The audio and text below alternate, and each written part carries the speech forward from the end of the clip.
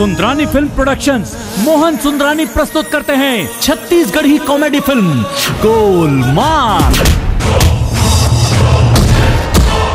भैंसी, बिलवा, बिलाई। मामा तहत कह रहे गौरी बड़े हो गए क्या? हाँ बढ़ गए, पहले नींबूरी से अब संतरा हो गया।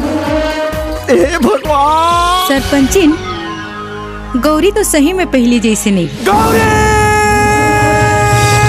चंदा के टुकड़ा है तोर मुखड़ा, मुखड़ा माहे मुस्कान। फुर्सत माएतवार के तोला गढ़े हो ही भगवान। गोलमाल मोहन सुंदरानी की प्रस्तुति, निर्माता लकी सुंदरानी, निर्देशक नीरज वर्मा की जबरदस्त छत्तीसगढ़ी फिल्म गोलमाल। पति जी ये का है? अबे पति जी मैं तो पति जी ना जीजा जी हूँ। जीजा जी बोले कर।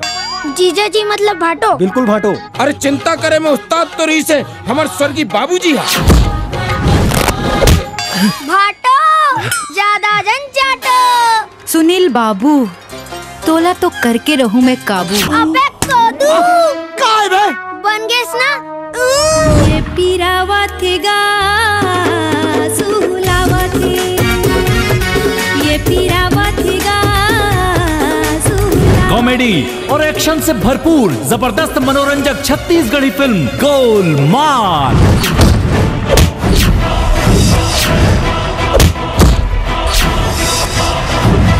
सावन के करिया बादल तन मांग लगाए, बन कोयली घन अमरिया माँ गीत माया के गाए। तरसे ही यारे, तरसे ही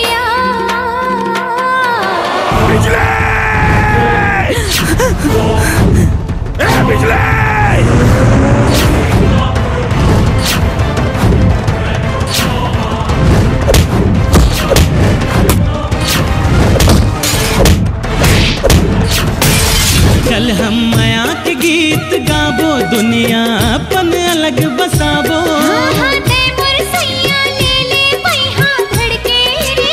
सुनील तिवारी और मुन्ना सेन को देखिए पहली बार एक साथ छत्तीसगढ़ी फिल्म गोलमाल में। ऑडियो सुंदरानी म्यूजिक पर गोलमाल शीघ्र आ रही है आपके नजदीकी सिनेमा घरों में। गोलमाल।